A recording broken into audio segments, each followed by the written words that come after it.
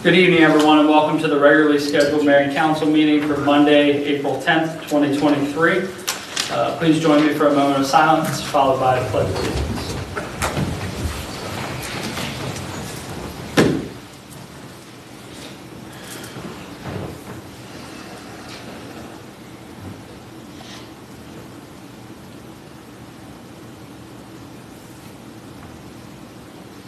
Thank you. I pledge allegiance to the flag of the United States of America and to the republic for which it stands, one nation, under God, indivisible, with liberty and justice for all. Thank you. First item on our agenda is the consent agenda. The one thing I would like to ask the council to do, we received an email from President David Fitzgerald, and I received a phone call also regarding some amendments to the work session minutes from April 3rd, 2023. So I'd like for us to pull that from the consent agenda and then postpone the adoption of those minutes until we're able to look through those corrections. Did you say did you say the 323 one? I think it's the 4-3-23. Oh, So if the group's in agreement with that, we would pull the work session minutes from the consent agenda. Is there any objection to that? No. Okay. All right. So the consent agenda would include items A, 1, 2, 3, and 4. So, Mayor, I don't know how to... there's a clarification in A2 work session minutes. Do you want to Pull that out then. Then do I need a motion for that? Or consent. Any objection to that by the group? No. Okay. So the consent agenda would include items 1A, 3A, and 4A. Move to approve. So a motion to approve the consent agenda. Second. A second by Councilmember Nichols. All in favor say aye. Aye. All opposed? Let the record reflect the consent agenda with items A1, 3, and 4 pass unanimously with all council members present. Thank you. So let's get the corrections for the work session of 3/23/23. Mayor, it's just one. It's more of a clarification. If you refer to page 5 of the packet, which is the first page of the March 23rd work session minutes, paragraph... That might actually be the one. My apologies. Yeah, now I'm not sure. This is the one that starts with Councilmember Orr says. Hold on. Yeah, that one. We received the email. David had asked. Hold on, let me check that. Give me just one moment.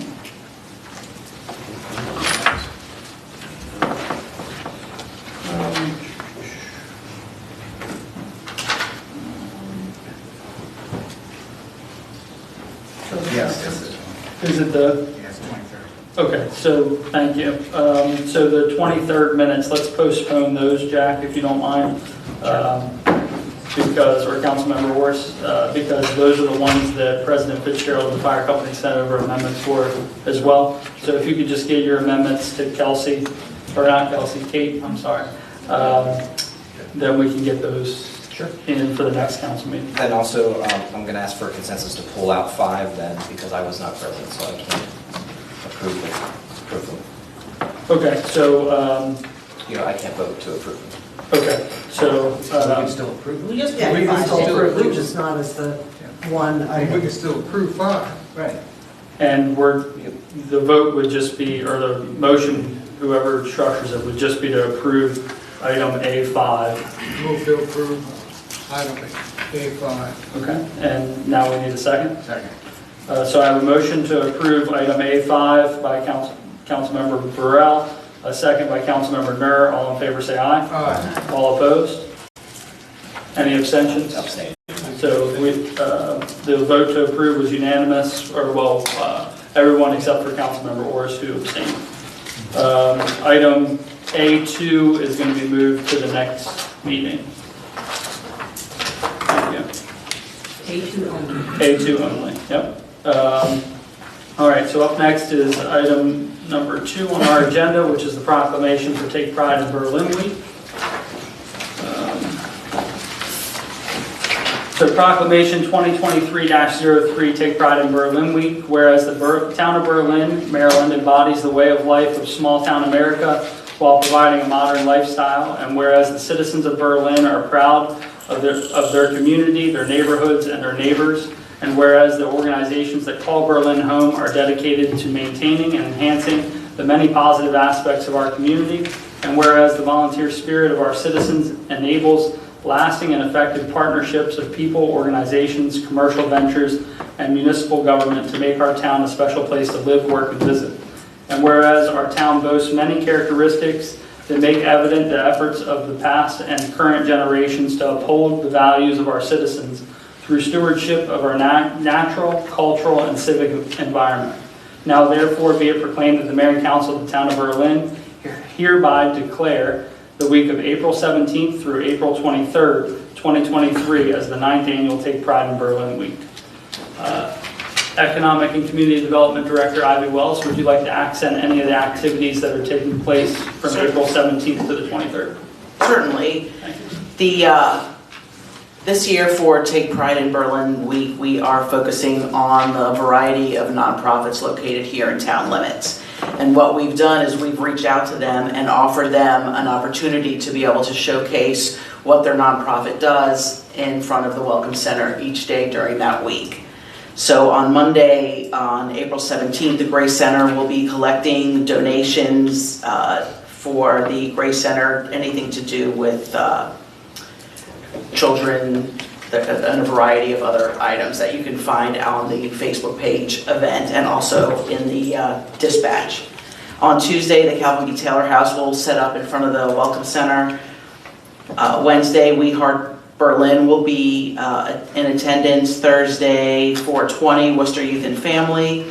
421, Friday will be the Berlin Lions Club. And then Saturday on Earth Day is our annual Clean Up Berlin Day. We'll have a variety of locations for volunteers and students who'd like to earn service hours to be able to come down and participate. Restore the Shore is going to partner with us for the cleanup at Henry Park. We've got our Horticultural Advisory Board helping to plant items throughout the parks and downtown.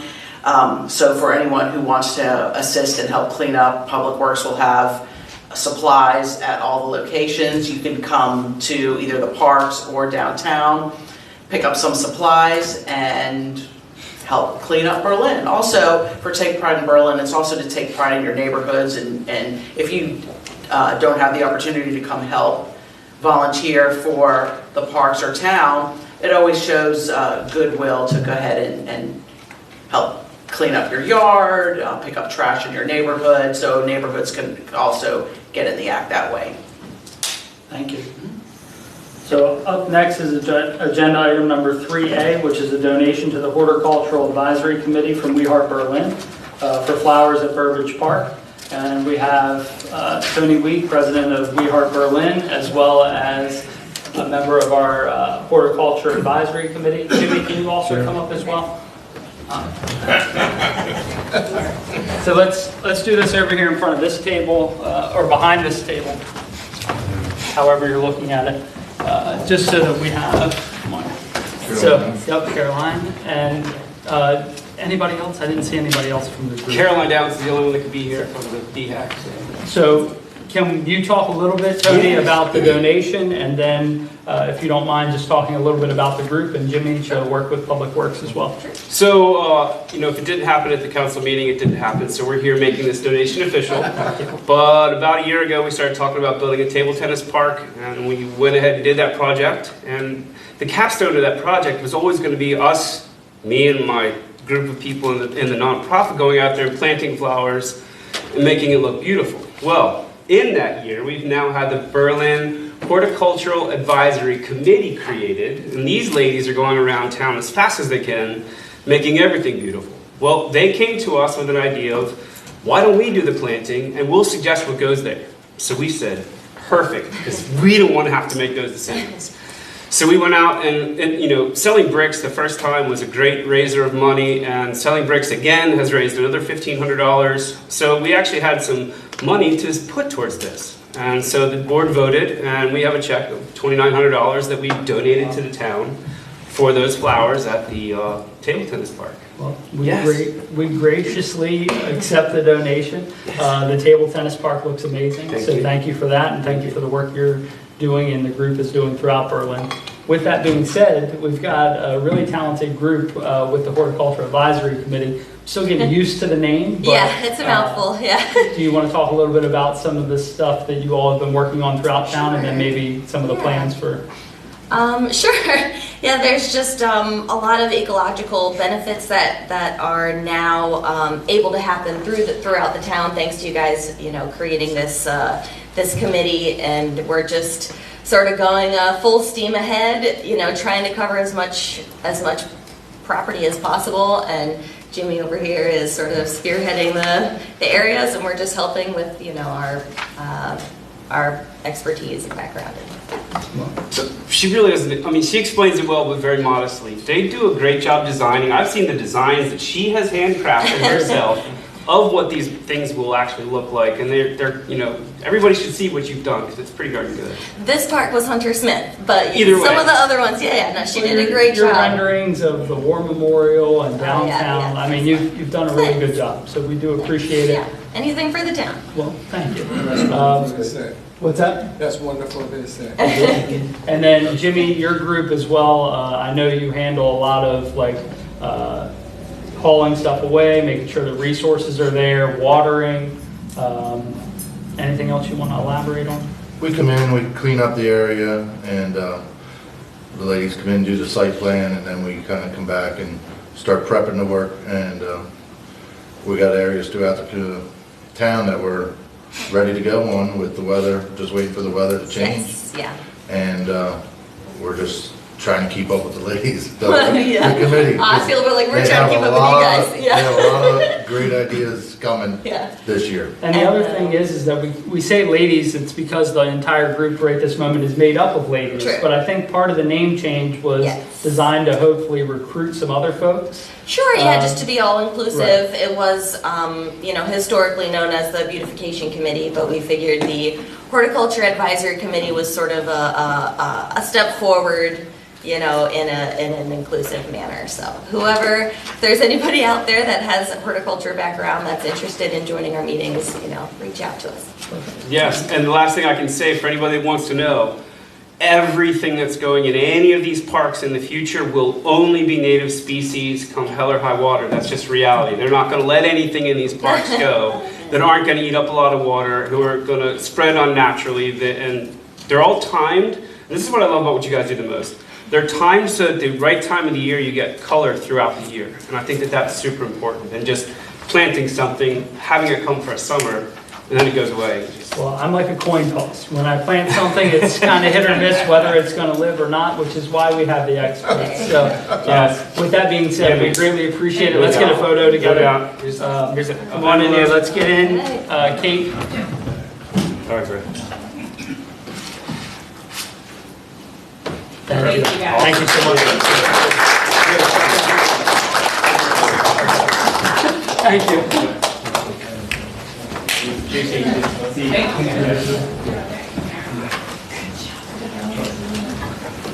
All right, up next we have item 3B, which is Atlantic General Hospital's update. So we'll take President Don Alry and anybody else you want to bring up to the table with you. You're more than welcome to join. We don't play. They said no. Don, they're sending you up all by yourself. Usually you just tell them to come on up. Well, thank you for joining us. It's great to have you. I know you know many of us up here in one capacity or another, but since your time as CEO and president of the hospital, we've met and had some really good conversations. So thank you for joining us in a public meeting. Well, thank you for having me. Again, my name is Don Alry. I'm the president and CEO at Atlantic General Hospital. Thrilled to be a part of this organization. I've been here 10 months, and we've endured a lot in 10 months. I've experienced things that I've not experienced in my 30-plus years of healthcare, but have come to really enjoy the community that we're part of, and proud to be, a member of it. And certainly we appreciate the town of Berlin and the support that we feel from that. We take our role as a healthcare provider very seriously, and we know that the community trusts us for the healthcare. I'll start by addressing the first thing, and that is the ransomware attack that occurred earlier this year. In late January, we were the victim of a ransomware attack. Sadly, this happens more frequently than you might realize or appreciate. On January 28th, we became the latest victim. We discovered that there were bad actors in our computer systems, and immediately launched an investigation with our cyber experts to understand the depth of that breach, and have been working very, very hard over the last 7 or 8 weeks to understand that. I'll say that they did not get access to our electronic health record, so that was quarantined off, and they did not have access to that. Unfortunately, they did get access to files that are on shared servers, and so in the course of our investigation, we determined that there were a number of individuals across our community and across the tri-state and really multiple states who had access, who had information inadvertently accessed. And so we had to communicate with them and have set up a call center to handle that, and continue to work through the process. We work with state and federal officials as we work through that investigation, and certainly we apologize for it, the inconvenience to our community and to the patients. What I would like to say, though, is from the very beginning, it was important to us that we maintain access to care, and that we do so in a safe way.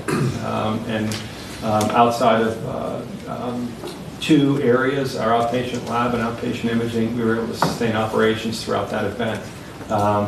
In the course of that, we've also had 4 unannounced surveys, one from the Maryland Department of Healthcare Quality, another from the Joint Commission, to evaluate our response and recovery efforts, and went through those surveys really with an outstanding result. It's really a testament to our outstanding staff, their dedication and resolve, and ingenuity. When you lose your computer systems, it can be debilitating in terms of running an operation. But the team has responded remarkably well, and now we're in the process of recovering from it. We've hardened our environment to prevent future attacks, but something that we continue to learn from and go through. So I'm happy to answer questions about that. In terms of the hospital in general, this is a challenging time in healthcare. I've been in healthcare for 30-some years, 32, 33 years. This is probably the most challenging 3-year period that we've been through. Since the onset of the pandemic, coming through the pandemic, and coming out of the pandemic, it's had a profound effect on clinical operations across the healthcare sector. Most notably is the impact on staff. A lot of folks have left healthcare, burning out through the pandemic, and it's left a high cost structure in place without a revenue stream necessary to support that. So we're trying to be innovative and adapt to make sure that we can recruit and attract the right type of individuals to our organization. But we do feel the effect of labor challenges in the organization.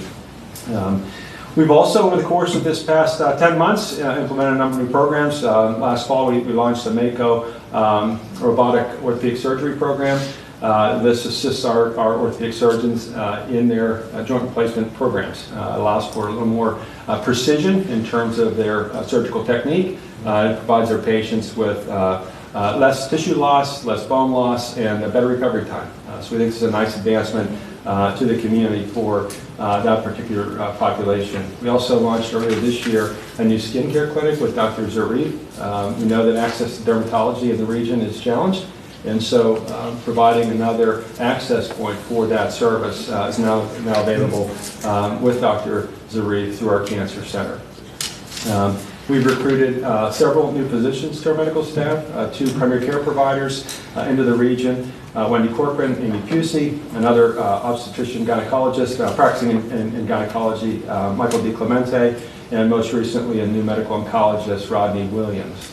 We have another primary care pediatrician, Christian Salgado, who will join us next fall with the opening of our Godowski Family Medical Center on 589. That project is well underway if you've driven by it, so we expect that to come online sometime later this fall. That'll house primary care, family medicine, and pediatrics principally, as well as women's health and a number of other subspecialty programs. Imaging and lab services will be on site, as well as a full-service pharmacy through our AGH RegScripts operation. As we kind of look forward to this next year, again, the challenges that we face are not unique to us. They're across all healthcare systems here in Maryland and across the country. We're focused on strengthening care, and that's becoming a high reliability organization. We want to ensure that patients have access to the highest quality, safest care possible when they access any one of our AGH locations, whether it's a hospital or one of our outpatient facilities. And that means bringing zero harm to our patients, that we prevent falls, we don't have medication errors, we don't have patients with hospital-acquired conditions, infections, and the like, that we reduce readmissions, unavoidable and avoidable care, because it's the right thing to do. So a good hospital is having less patients in it. So our goal is to try to keep patients well and out of the hospital and providing other access points for their health care.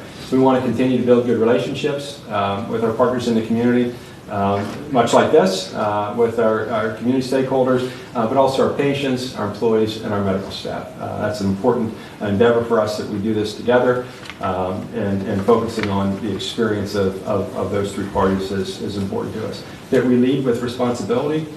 Resources are limited in healthcare, and we have to act as good stewards of those limited resources. So creating operating margins that allow us to reinvest in our people and our programs and our technologies is important.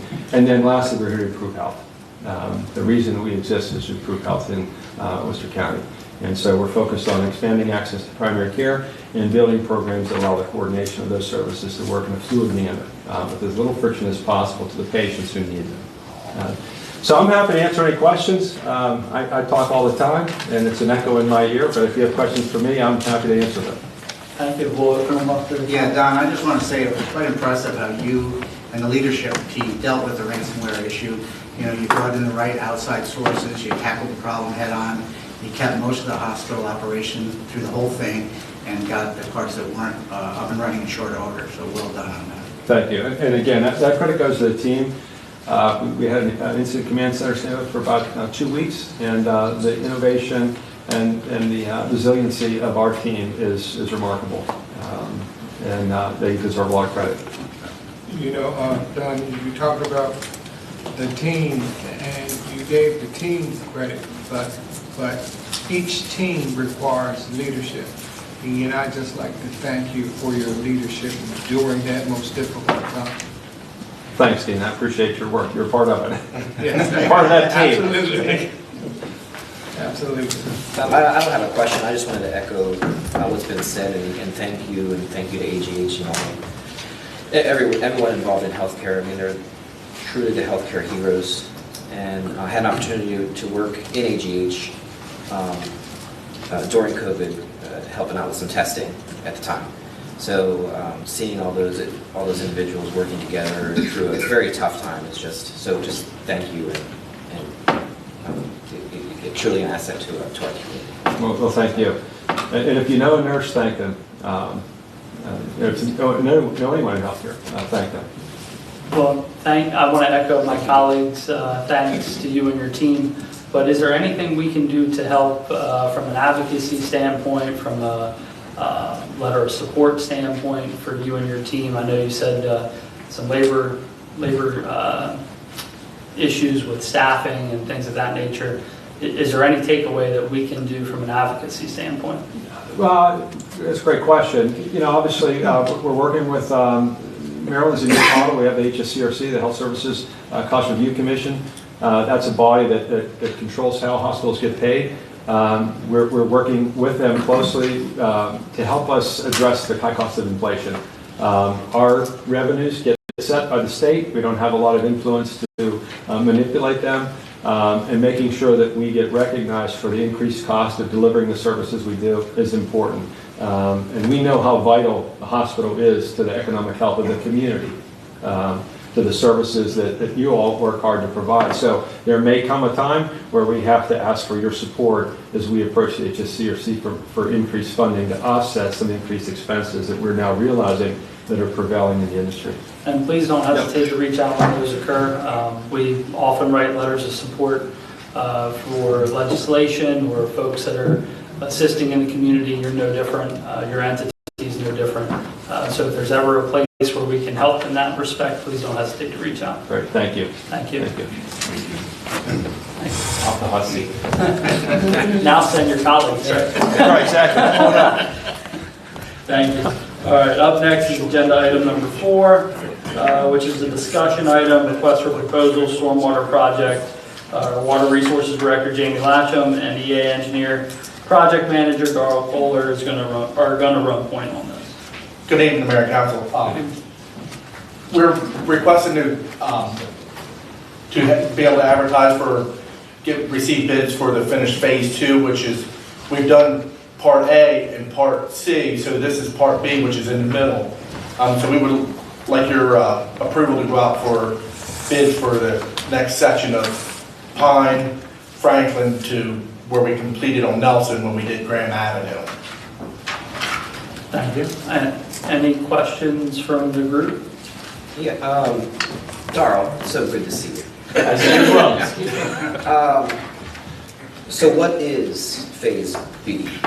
Well, we've completed phase A, which is from down William Street, Cedar to Pine, and we've done phase C, which is the Graham Avenue submerged gravel wetlands, to up on Nelson about halfway.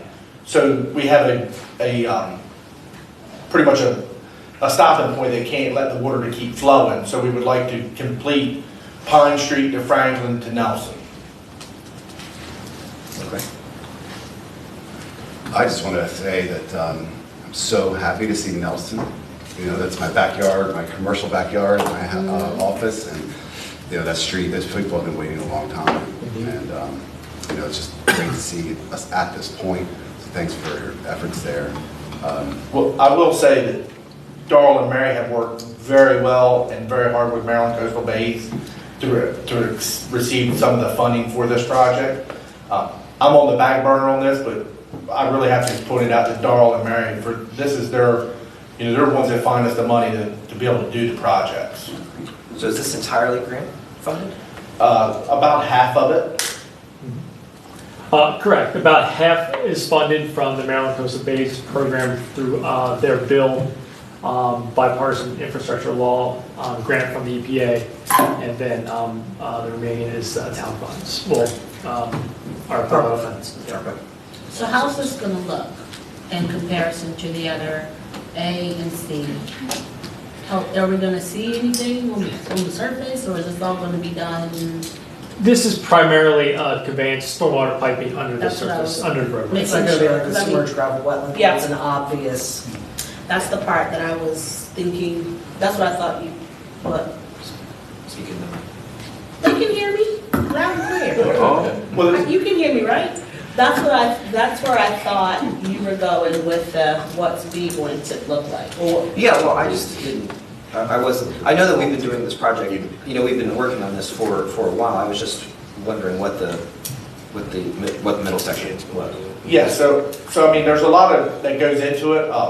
On Pine Street, almost every sewer on the north side of Pine Street runs through the storm drain, so we have to do a little bit of rerouting sewers. A lot of the water lines that we're going to cross or come in contact are, as in, I call the LSL, lead service line replacement program, that we need to replace. So there's a lot of, I think there's 24 services more that we're going to replace on that in this project too. So I mean, there's a number of other things coming in effect with this, even though it's stormwater, but there's new laws and stuff that we have to, you know, we have to maintain a certain percentage of changing out lead services every year. So, but it's prorated, so if we do some of the work that we had planned, that'll get us a very good jump start. What's the timeline? Like, I mean, I know you're asking just for the invitation to bid, but what are you thinking as far as completion? If you get it. Yeah, well, this year. Okay. So we want to get the bids in early June, and then if things go well, we can, you know, award that the next, you know, council session, get them up to start, and I believe it's either a 6 or 8 month construction schedule that we provided them for them. So the goal is to get done as quickly and within this year. Okay. Thank you. And we want to try to achieve it before the fall season, as in December, January, the less time you'll be able to work and do the rain days. So that's why we're trying to push it a little bit harder to try to get it started earlier so we can get the project completed sooner. And then we can move on to other ones. Yes. Yes. Okay.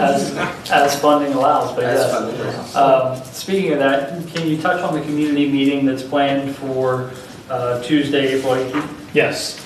So next Tuesday, we will have a community meeting. This project will be on the agenda as well as 2 other projects, including, now this project under discussion is for construction. You know, we're putting this out to bid for construction. The other 2 projects are design. The one is a project at the intersection of Westminster and Abbey Lane. And that project, we received grant funding from the Chesapeake Bay Trust. For the design. For the design. To clarify, Yes. for the design. As well as, but that grant application was a partnership with the town of Berlin and Maryland Coastal Bays. Maryland Coastal Bays allocated, I think, $10,000. The town's part, I believe, is $10,000, and then the grant itself is, I think, $22,000. So the design budget is $42,000. But I'm excited that the design part is funded through the grant program, because when we go to construction and we apply for grant fundings for construction, it's by no means guaranteed, but it shows a lot better. You know, they funded the design.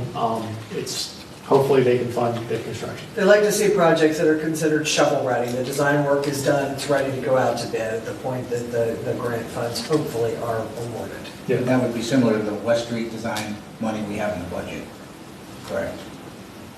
That would be similar to where we're trying to Correct. get to with West That will Street, be the yes, grant to get money. to a shovel-ready point, yes. So Darrell, is this, because it's highlighted in our packet, and that usually means it's a discussion or tentative, is the 18th the date of this meeting? I mean, Yes. Is that set? That's what I'm asking. Yeah. Is it Yes, highlighted? it is set, it's just to draw Okay. attention to the Okay. fact that it's upcoming very quickly, yeah. And then these are great, but are these the only 3 discussion items planned for that meeting, or is it open if anyone else comes from another area to talk about things? At the end of the agenda, we haven't put the agenda together. I'm open to that. I do want to keep it generally focused and the intent for these 3 projects. But I'm there, I'm available, and to the extent, we can, decide what we want to discuss. I'm certainly always open and eager to talk stormwater within the town of Berlin, so I don't be presenting Maryland. Me too. These are the projects that we have on the table to move forward at this time. Right, no, I understand. I understand the agenda is being developed, but I would encourage if there would be an opportunity for additional comment from other areas aside from this.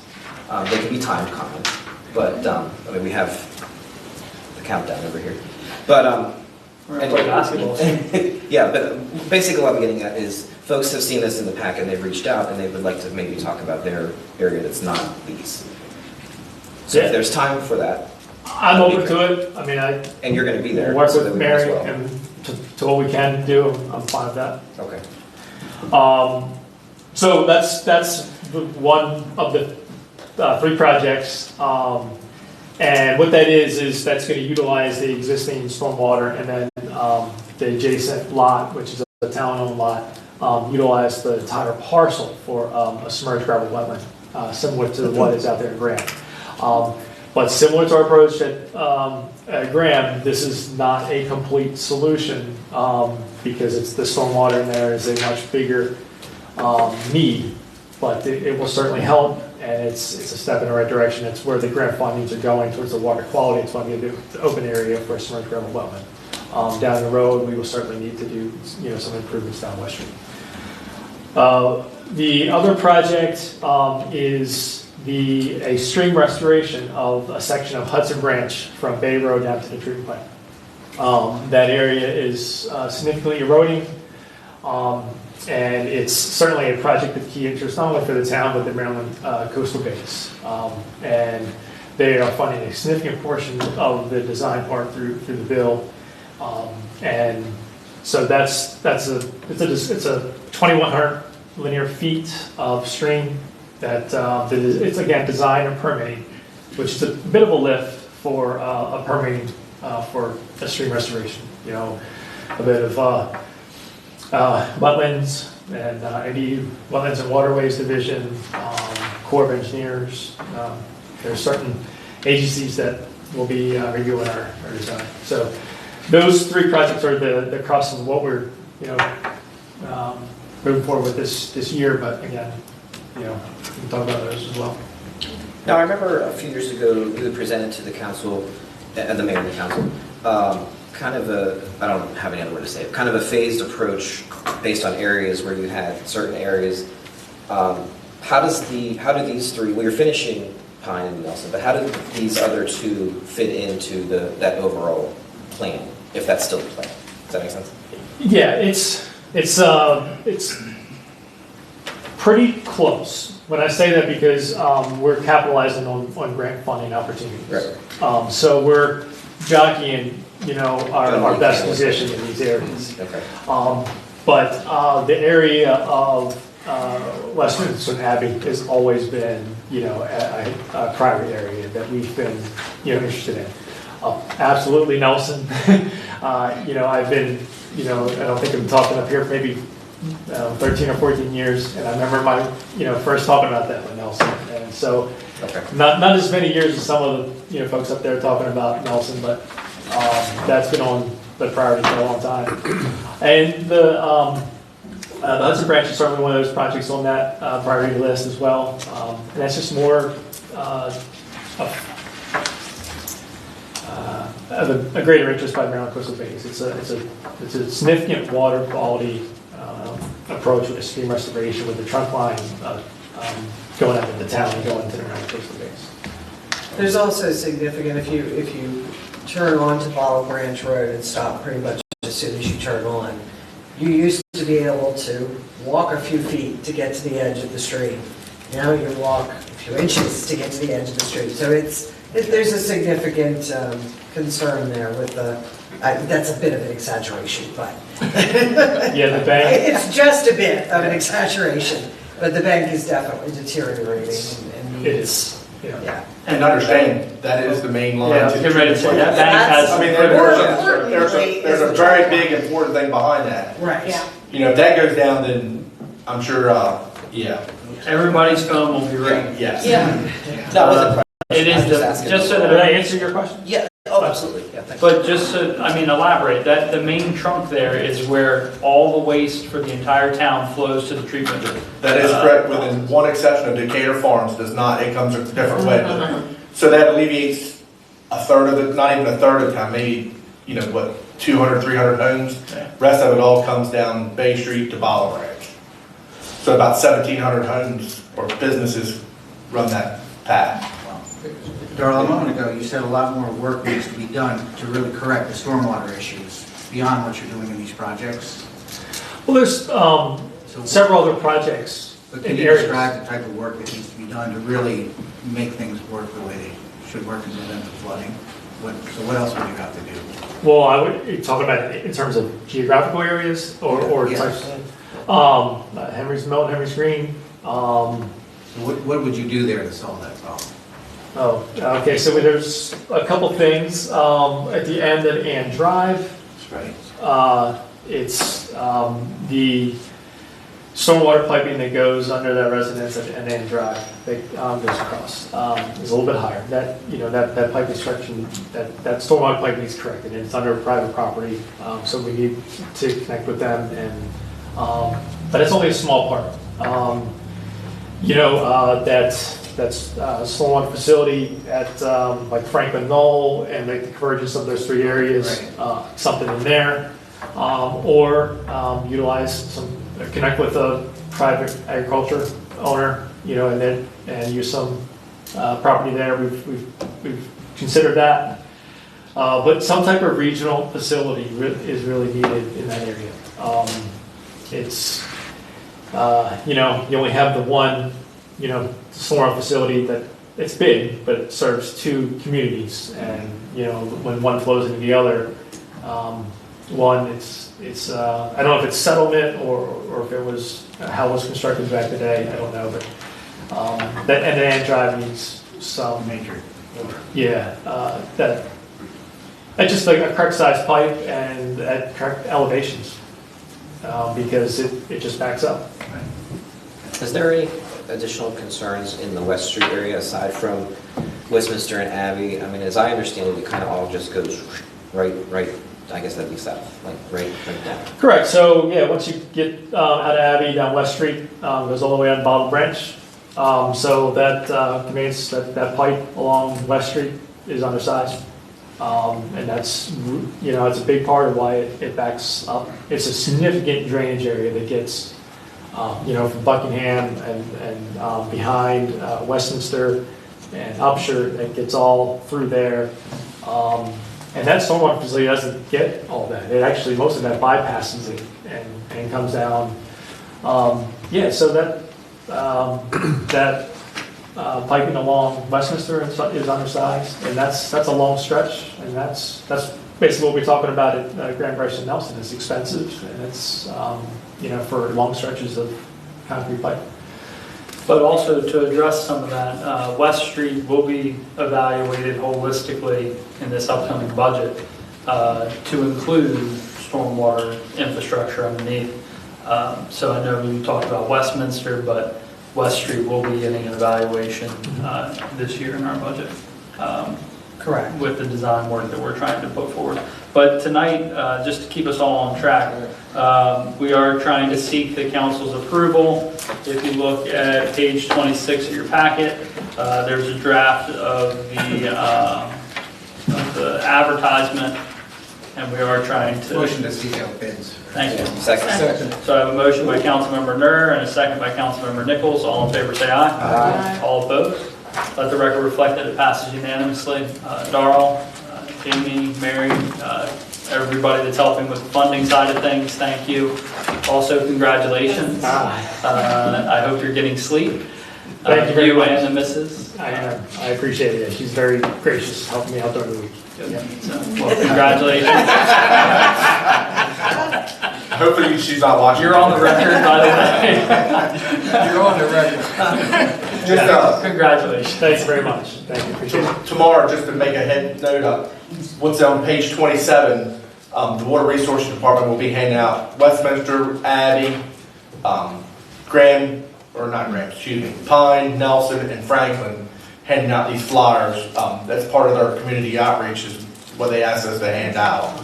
So you will see our workers, and they'll have their badges on, but just if anybody's at home listening, they will be handing out tomorrow. Handing out these flyers? Yes. Just in that neighborhood? Yes. That's where Because that's where the work is being I hear you. contained at. And that's It's also on- several homes. I mean, we're not talking- I think Kate made 60 up, and I'm thinking that it's going to be close to that, so. But it is also available on Facebook, the public access channel, the website, all the usual avenues. Darrell, before you go, real quick, the water in Henry's Mill, Henry's Green, where's it supposed to go? It goes down the railroad track into Bottle Branch. I mean, that's the bigger, once it goes under the railroad track in a couple locations, goes down and then just past the Jehovah's Witness, and then comes over to under West Street. Well, that's all Bottle Branch. Yeah, I mean, all of that area comes over this way. Well, I wouldn't say all, like, I think Franklin all in a section that goes, Chesapeake Bay. yeah. So a lot of it goes down by the railroad track? Yep.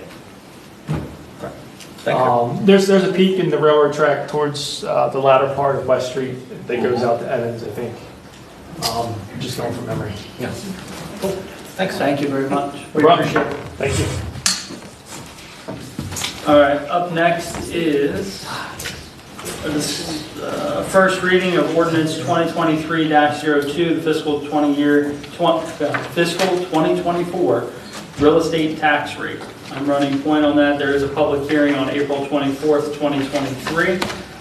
With that being said, if you look at ordinance 2023-02, there is no tax rate there. It has been advertised as consistent with FY23, which is 81.5 cents, I believe, right? Correct. We are anticipating, we're trying to solidify some of the costs. I know we're getting some of our healthcare numbers. We're working through some of the findings for a few outstanding items like our PayPoint HR study. With that being said, Natalie, do you want to refresh us on where our deficit is and what we're trying to close the loop on? As discussed in the past budget work session, we are at 325, but there will be some changes made due to the utilities fund changes as we discuss it on April 17th. So it's still a draft, but 325 was the last number. Thank you. And we started at I know many of us in this room know this, but just so that everybody's aware, we started at a much higher deficit when we all sat down together looking at the volume of projects and stuff that we had on the books for this year, as well as those inflationary cost changes. We were looking at a much higher deficit when we first started. So everybody in this room has worked very diligently to get it down to that $325,000 level. We are still working diligently to mitigate that deficit as much as we can. But do you have an exact number of what we started with? I can't recall what that was. I don't have it in front of me, but the healthcare estimated a 10% increase, and from what I understand from the meetings, it will come probably at the high number. So, I actually just got new numbers today. Yeah, we met with Chris Carroll this morning, and I was going to report on this during my report, but he said it's looking like Care First came back with best and final at 5.5. Just hold on one second.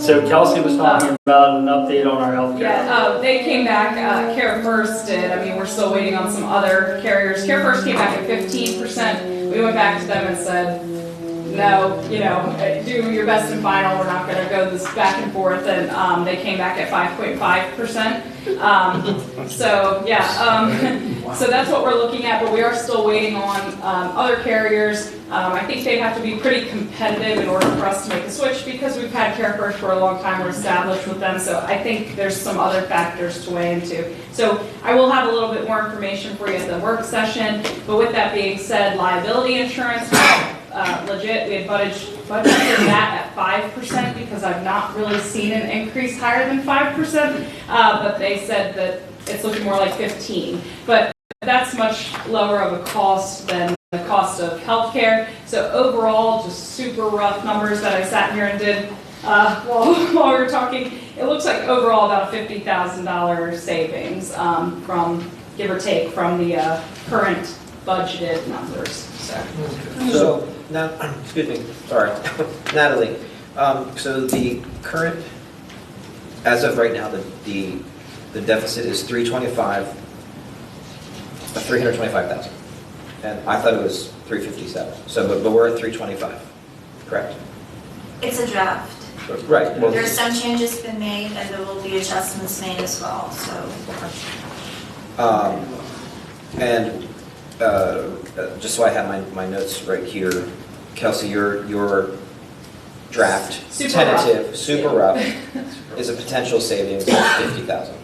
Yeah, potential. hopefully, I'm yes. not holding you to it. Yep. Okay.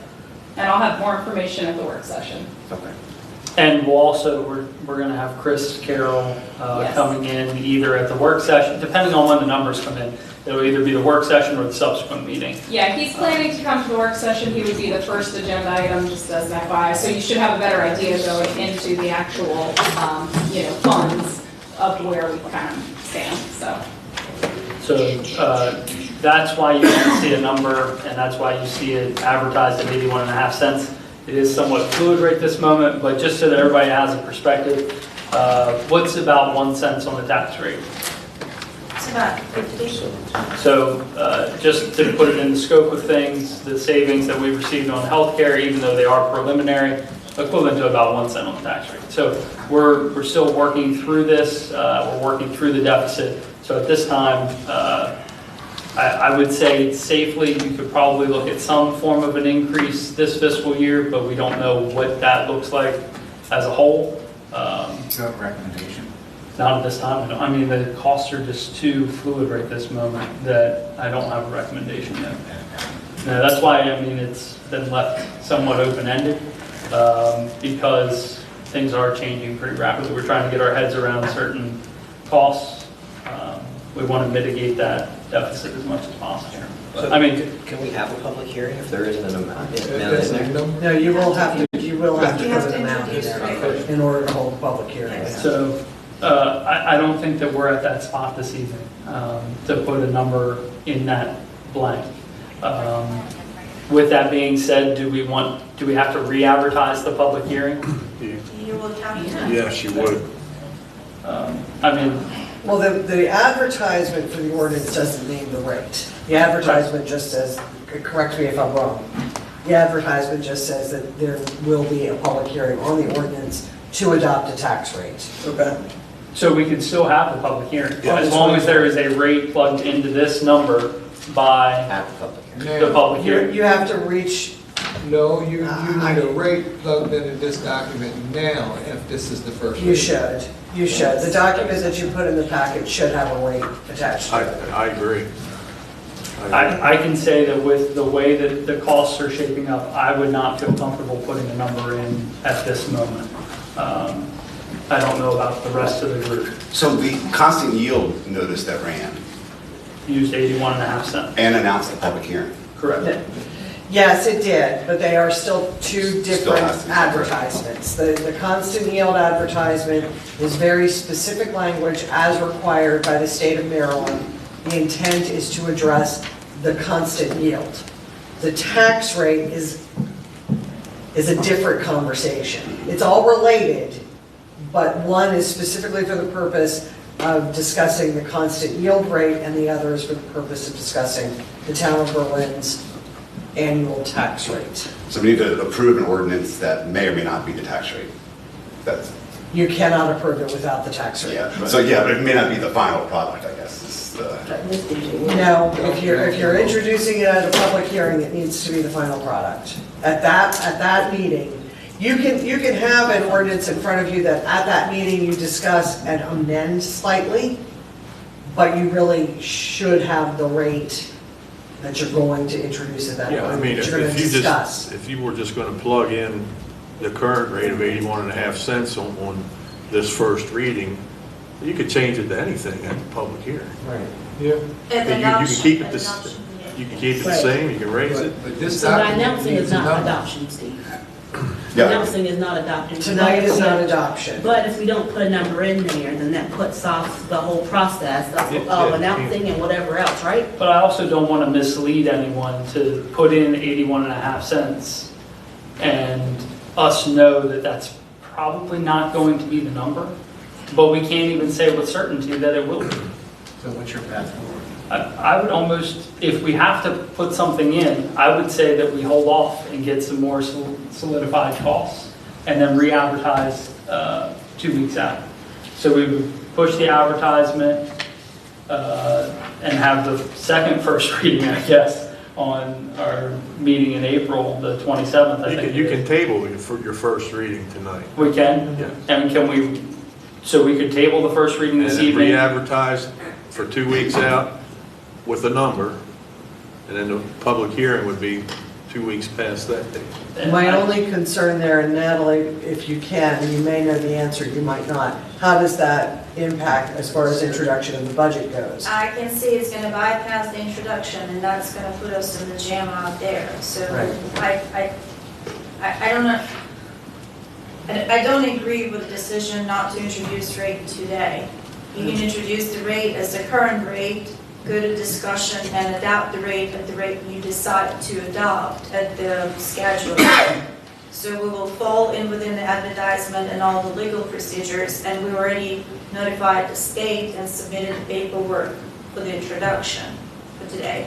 If you bypass them today, you stop in the process, you'll have to introduce the rate and then bypass 2 weeks into to adapt, and then we go in on the introduction or first reading of a budget May 8th. So the recommendation would be to put the current rate in. I would And suggest you would revisit. introduce the rate as the current rate as was advertised in the newspaper, and then go for a discussion or create an extra work session if you wish so, and adopt the tax rate as was scheduled on April the 24th. So then we can introduce the budget on May 8th. Okay. Is the group okay with that? I mean, I would not get your heart set on 81.5 cents because I think that it will be changing slightly. We're just trying to mitigate what that slightly looks like. I mean, I'm okay with 0.815. I don't want to hold up the whole process here. How's everybody else feel? Yeah. So you should formally read that with that number in. Okay, so I think by consensus, we can say that it's first reading. So by consensus, we can say we're going to move forward with the advertised rate, which was 81.5 cents. And then we will have the public hearing on the 24th. Correct. Yep, April 24th of 2023 at 7 o'clock. So ordinance 2023-02, an ordinance of the Mayor and Council, Town of Berlin, Maryland. A Maryland Municipal Corporation setting real property tax rate for fiscal year 2024.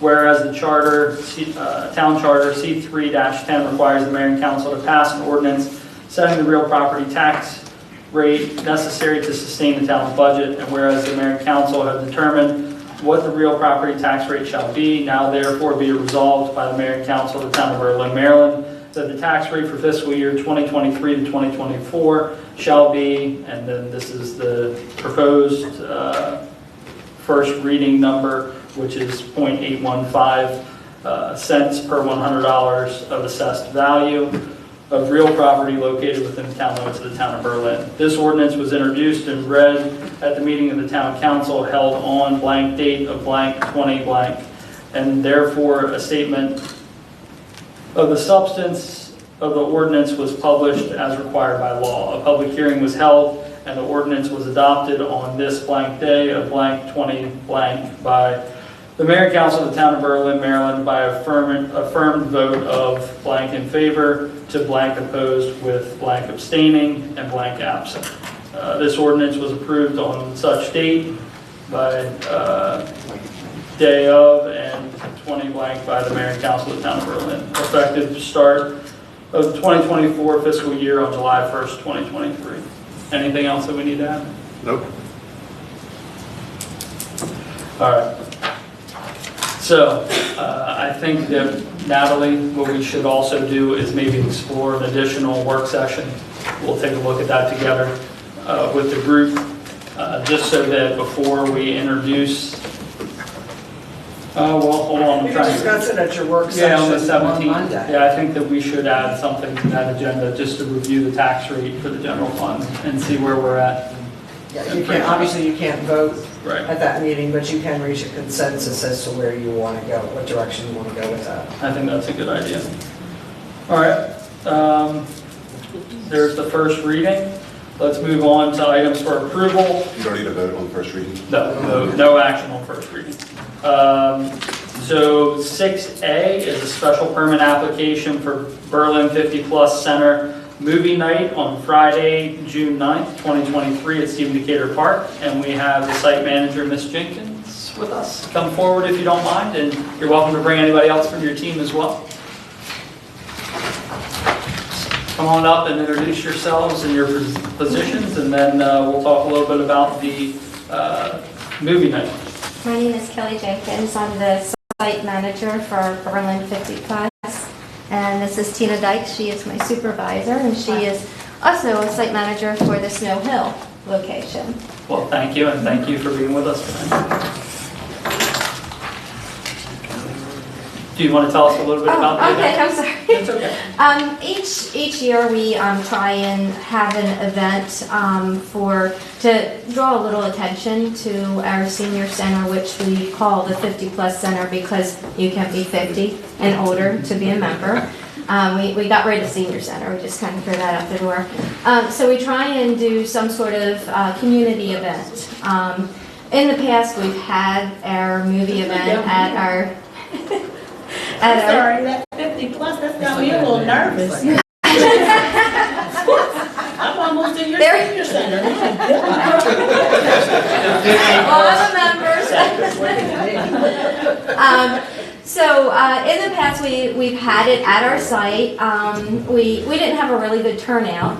And at the Snow Hill site, we had a movie event, and it ended up that people in that community came. And we were thinking, wow, that's really neat, because we want our seniors and their family members and their grandchildren or whoever to come with them to enjoy that evening out. So this year I decided that I wanted to try and get it more so into the town or the community. So I decided to go big and try and have this movie event in Stephen Decatur Park. And with even the community, you don't have to be a senior or a member to join. So we'll see how that goes. So that was my idea. This is what I'm hoping to have on June 9th. We are planning to have a small concession stand just of sodas, waters, popcorn, packaged candy or whatever. And the proceeds would go to our center that we have we call it a kitty, that if there's anything extra that the seniors want, a new game or something like that, or not seniors, members want, we would be able to purchase it that way. But there would be no charge to come to the movie. Right. What is the movie? War with Grandpa. It's a really cute movie. I think everybody will enjoy it. And actually, I picked it because my husband, he's not that type of movie person, but he watched it with me and he really appreciated it. So, but that was our choice. So. Thank you. We have a question by Vice President Burrow. You are a nonprofit. Yes, we are a nonprofit. And I just want to say, I know a participant at the 50 plus, and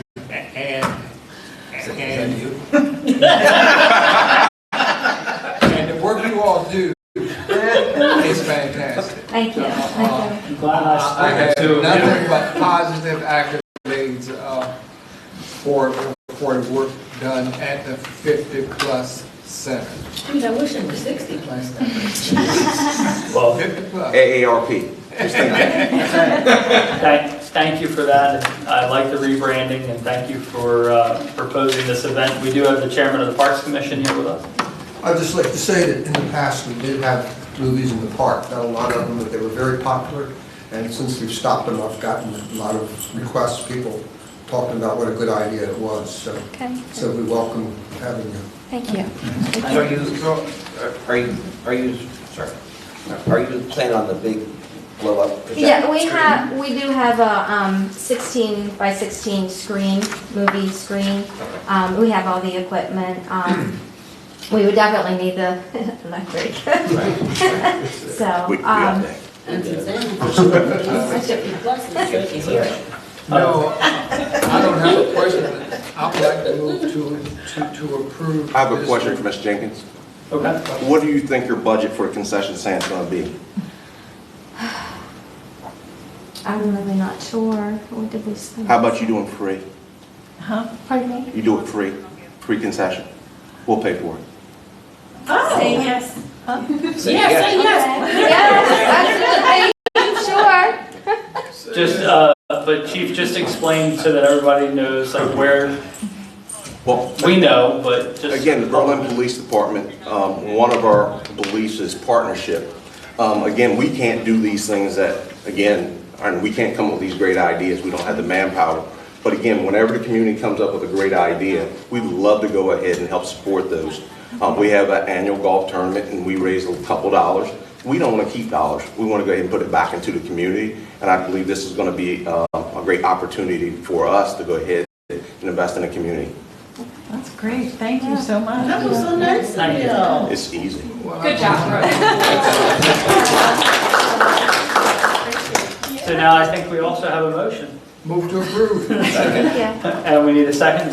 Second, so I have a motion to approve by Vice President Burrell, a second by Councilmember Orris. All in favor say aye. Aye. All opposed? And let the record reflect that it passes unanimously and you have free concession. Thank you. The only thing that came to my mind is, I wish you would have asked for a rainy, like you done this with the pop, you know what I'm saying? I'm not telling you to go back and change it, but just, you know what I'm saying, just in case. Right. In the future, next time, next year. Okay, thank you. Thank you. We appreciate it. Thank you. All right, so up next is agenda item 6B, and I know that there was a email that went out to poll vote the council on this because this is an urgent matter. However, No, 6B was the railroad right. MOU, and that has just been tabled. Oh, that's the. That'll be part of my report. Okay, my apologies then. Okay, I've grouped the two of them. The railroad understanding MOU will be revisited at the next mayor and council meeting. Mary's going to follow up on the subsequent part. Mayor, Yes, go ahead. the request for the park, they requested the waiver of fees. Was that part of the motion? That wasn't part of the motion, but I just want to make sure. was it? Okay, so that was Okay. all right, Yes, it was. It was part of their package. correct. So you approve the packet as it stood. Yeah. Keeping us on track. So if this is being, if the MOU is being postponed, I'm just going to go ahead and say now I have questions about responsibilities of town 1D, the reservation fee, and the license fee. What do you mean the license fee? I don't think that. What's your question Well, about my the question license is, fee? these fees, is this coming out of town funds, or is this? Yes, we pay this every. This MOU kind of combines a couple of things. It combines the normal MOU that the town has with the railroad, and it adds elements regarding the bike path. So the fees that or the license fees that we pay, that's already in existence. That's not new. We pay that every fiscal year out of the general fund. Well, what are we paying? You mean to tell me, I'm sorry, we're paying construction plans already? No, we pay you asked the license fee. That's under license fee. Well, you can pretty well disregard this MOU. That's part of why it's tabled, because it's being revamped. All right. So, If you have any questions, but if you have questions or thoughts about something, go ahead and pass those along. As we're talking through with the railroad, then maybe we can address some of those so that you can get a response.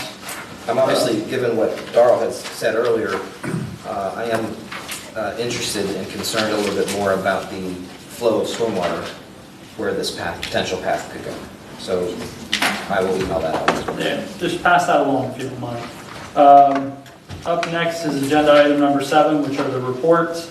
So within your packet, you have the departmental reports, and we'll let the town administrator move forward with their report as well. the first thing that I do want to bring to your attention, and it's not necessarily included in the weekly report, but it did come up late last week. And part of what I was trying to accomplish was getting the question asked and answered before today. But concerns were expressed, so we're discussing it instead tonight at the meeting. We do have a requirement to get the bikeway design to the point of to 90% completion before we submit the grant application. The cost for that will be about $42,000. That was not specifically budgeted. However, we do have monies budgeted for the bikeways project as a whole. So what we're asking tonight is to be able to authorize DBF to go ahead and get us to that point in the design work. If we don't reach the 90%, we have more or less been told that our application will not go forward if we haven't reached that point. It's not, neither way is it a guarantee. The 90% doesn't guarantee us funding, nor does it guarantee that it'll be turned away, but it's pretty likely. And just so that we're all on the same page, this is the discussion item that we had a couple meetings ago about whether or not to move forward with pursuing some of this funding. Yes. So it all ties together. And then the other part is that, as Mary noted, that there are timelines that we have to meet, and we want MDOT to be able to take a look at the application before we actually submit it, so we can get some feedback as well. So we want it prepared as early as possible. Right.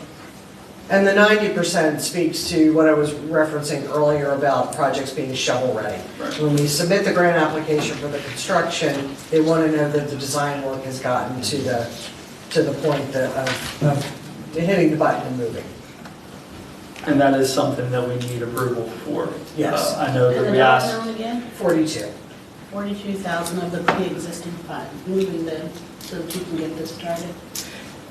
We hadn't budgeted this specific portion of the project. We budgeted for the bikeways project as a whole, but Right. not this particular piece of it. And I'm not saying that very well. The numbers and figures that you've seen in the budget Did not include this. did not Yes. include that. Got it, okay. And just so that everybody's on the same page, years ago, we received a grant for design work. Right. That design work is out of date and Yes. cannot be used. They will not fund design, well, I can't say that. The likelihood of them funding design work a second time is very minimal. They want to fund construction. They want to fund the construction. And the construction is $1 million plus. And the design work to bring it up to where it needs to be is $42,000. Right. So,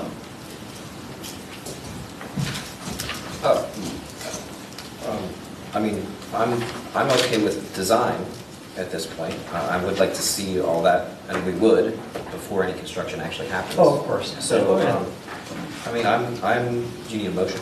oh, yes, we do. All right, I'll make a motion that we move forward with the 42,000 for design, 90% standard for submission.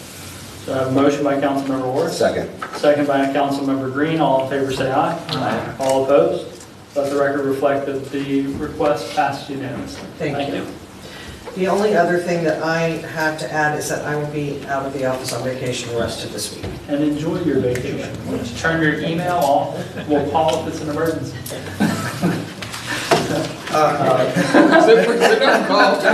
Do a smoke signal. We will send Dean's honing. Other than that, if there were any particular items that you had questions about, Jamie does also have an additional item to specifically discuss. Okay, so let's start with any questions regarding the departmental reports. I just had a question, Mary. It says under town administrator, it says interviews are underway to fill the mayor's assistant role.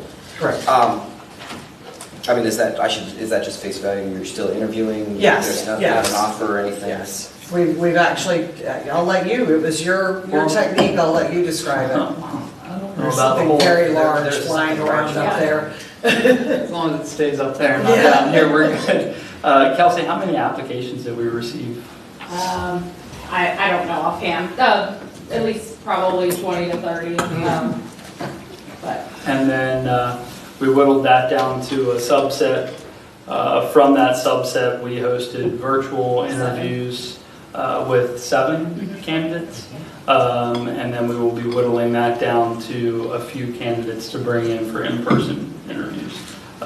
Those are scheduled for not this 19th and week, 20th. 19th and 20th. So that's an update on where that stands. Thank you. What's that? A question on the Parks Commission vacancy that Mr. Hyder, I guess.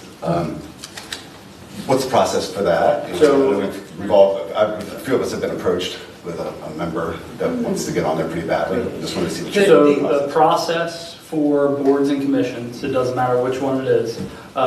If there is a vacancy, which the Parks Commission, the entire Parks Commission is up for reappointment, at which time what used to be the practice was check yes if you're interested, and then you're automatically on again.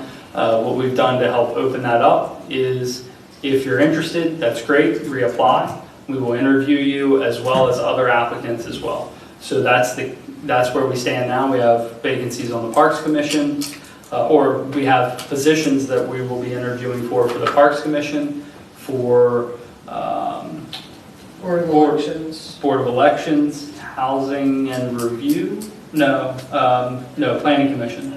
and I can't recall if there are any others right this moment. So the applications are available online, and we will be reaching out to folks that have submitted applications. And So prior applicants, you pull those back out. April's crazy right this moment. So I think that the timeline would be that you would see recommendations for appointment in May. So is there, I mean, do you have a process for, let's say there's maybe an individuals who, they might not have a resume because they were just retired or whatnot. Can they, like if they come to their council member, can we say, hey, Mayor, I'm suggesting this person who's interested in them, you would contact them to work that out? No, so, well, I have received requests from some about folks that are interested. What we say to everybody is this is the pathway for applying.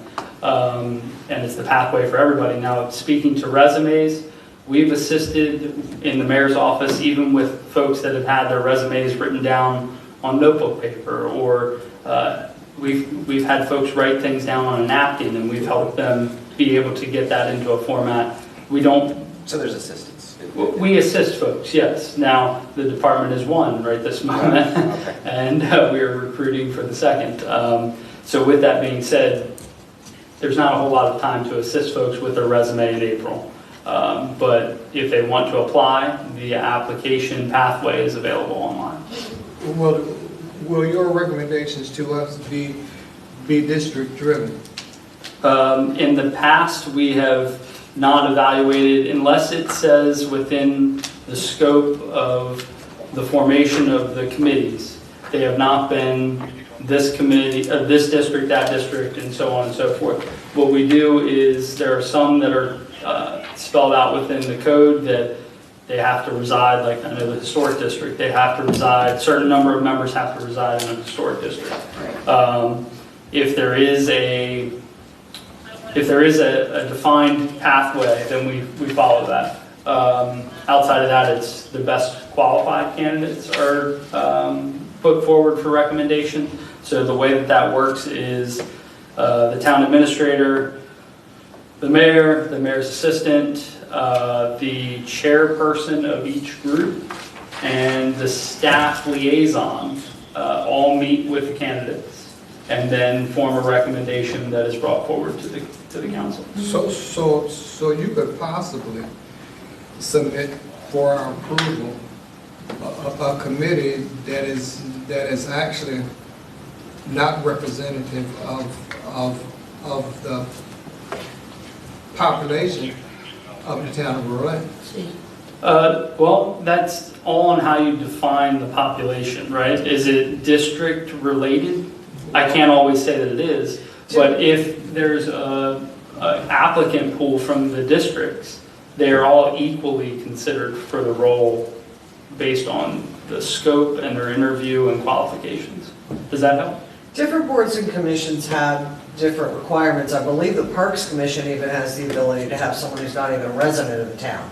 Whereas because you might sometimes want to draw expertise that you can't necessarily get a volunteer commitment from within your community. It's never happened that I know of, but the possibility exists. So some of those have that ability written into the code to give you more flexibility. The Board of Elections, for instance, all have to be registered voters of the town of Berlin. Yeah. So there are different requirements. I am not sure off the top of my head if any of them speak specifically to districts. I believe they may, but I'm not positive about that. However, despite this discussion, the mayor presents a recommendation to us for approval. Correct. That's correct. And if we don't feel it is representative, we can always not approve. Correct. You can, the group can approve or not approve any candidate. I think the way that it reads specifically is appointed by the mayor with the approval of the council. Yes, it does require council approval. Now, with that being said, up until when I started as mayor, it wasn't open for application. That is something new that we have started to try and speak to your point about making it representative of the community. It is now, it's not based off of just who I know. It is based off of whoever may apply for that position. So to speak to folks to your district, I would encourage you to encourage folks to apply. The applications are rolling, so if there isn't a vacancy, if you apply, we try to retain that. Now, if it goes years or months, we might reach back out and say, are you still interested? But as a general rule, we don't just can them if there's not a vacancy. So, all right, anything else for the departmental reports that you have questions about? Yes, planning. Okay. Our planning director is not in attendance, so we Unfortunately, he will, is ill today. we will try to answer to the best of our ability. When will we hear from the guy that visited town? Oh, the Donnie. Oh, I don't know. I don't know when you'll get, The group, I think the deliverable was like a week or so out. Yeah. Like So the I end would of the month say, or something like yeah, I would that. say I know sometime. that he did email over the weekend asking for some additional information, but of course Dave was out today, so he hasn't been able to respond to that. Any other questions related to the departmental reports?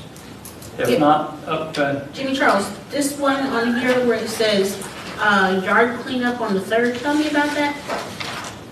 That is our yearly, our spring yard cleanup. Taking yard debris out to the curb. This stuff is bad though, right? Yeah, unlimited supply, Unlimited? a limited, Oh, I thought you said unlimited. I was like, whoa, back up there, buddy. like an armful of branches, not a whole tree. Right? There are guidelines on the webpage that. Okay, explain. so this isn't one where they need to call in and set out the appointment as well, correct? They just need to put it out on But the the spring appropriate day. cleanup for that is, neighborhood. the bulk pickup is next Wednesday, Right. and then that is the 2 Wednesdays, and then the following 3rd Wednesday, we'll start the yard, same process as our bulk pickup. Tuesday and Wednesdays will be the 3rd, and then I would say the 10th then, I guess. Will be the 2nd on the Thursdays route, would be the, so we would be in your area on the Thursday of the 10th, I mean, May 10th. But that's for the cleanup thing. That's Yeah, that's for not the bulk yard day. cleanup. Right. Just wanted to clear that one up, because sometimes you get mixed up on, do I call about this one too? Thank you. Any other questions for the department heads? I'll go with the Jimmy Charles again. Jimmy Charles, the one. How, besides all the blockades down at the spring celebration, right? I talked to Cody and I saw you taking on, that was the first event, right? Correct. How were they from your perspective, getting them, I know they're heavy, I mean, you were talking about it too, however, I just, Yeah, I talked to Cody, Jimmy can answer. Yeah, they were, we were able to bring them right up, set them right up.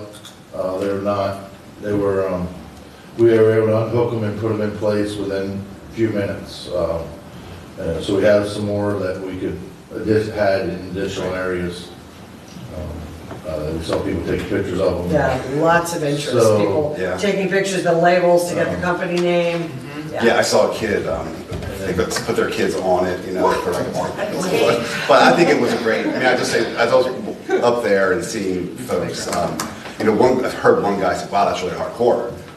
But, that's the nature of the day we live in, so I just think I was happy to see them, great grant use, right? Yes, 100% grant funded by the Community Business Downtown District Safety Grant from DHCD, Department of Housing and Community Development. And one of the reasons why we chose those particular barriers, MVBs we like to call them, was because they can attach to the back of the truck, and Cody just wheeled them out, set them in place, and that was it. We've been working hard for a while to try and improve the safety of events. So this goes a long way. Thank you for writing the grant. Thank you for Jimmy, your team for putting those out. I mean, I did a lot of the research as well. The police department was heavily involved in the research as well. And we worked with the state police as well. So I mean, we pulled on some state level resources to try and get these things identified and select the appropriate piece of equipment for the task at hand. I think some of the initial feedback that we've gotten is people feel like it's overkill for a small town, but I will remind people, we had 2 medical emergencies crash into that bank at the time it was a bank. people coming down William Street suffering a medical emergency and not stopping at all. Happened right. Right, So, yes. yeah. I mean, Yeah, no, you know, I don't thought it's hardcore, sure, you know, but it's Yeah. just the reality. So, you know, we can't have it. I mean, it helps, I mean, is the piece of equipment different and a little bit bulky? Yeah, but it's designed to stop a vehicle or something large coming into a crowd of people, for whatever reason. For whatever reason, Whatever exactly. reason. But it's not a always the risk we most want to magnificent take. thing about it. Yes, So- like I expressed when we were going over the grant, and then we received several bids when we were in the conference room going over this, there was a little bit of back and forth.